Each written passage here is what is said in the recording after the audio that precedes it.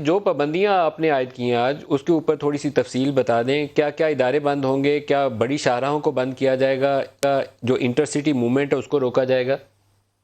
فوج کی تعیناتی کا بھی فیصلہ ہوا ہے، اس سے کیسے مدد لیں گے؟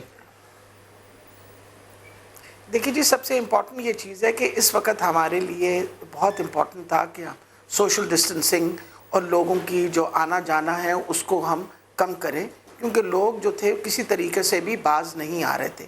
اس وقت ہمارے لیے جو امپورٹنٹ چیز تھی کہ جو ہم نے اپنے جو سائنٹیفک کمیٹی ہے اس سے باقاعدہ ٹریجیکٹری جو ہے وہ پلان آؤٹ کروائی.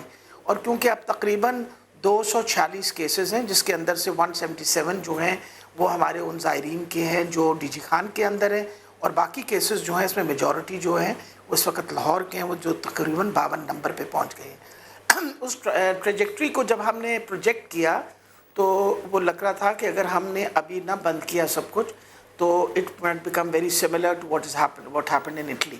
تو آج یہ ڈیسائیڈ ہوا کہ یہ جو 2 دن کی پابندیاں تھیں یہ مزید 14 دن کے لیے بڑھا دی گئی ہیں، اور اس میں مزید پابندی اس پہ لگائی گئی ہے کہ جی کیا کہتے ہیں، ڈبل سواری بالکل بند ہے. بہت مجبوری کے تحت آپ فیملی کا کوئی ممبر جس کو کوئی ایمرجنسی ہو لے کے جا سکتے ہیں.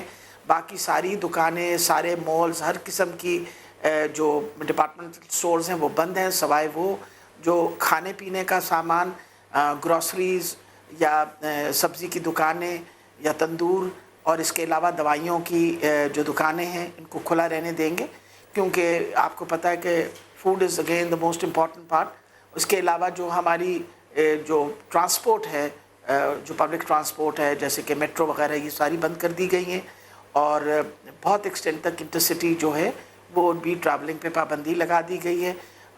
لوگوں سے بار بار التجا کر رہے ہیں کہ خدا را گھر رہیے، یہ عام چھٹیاں نہیں ہیں.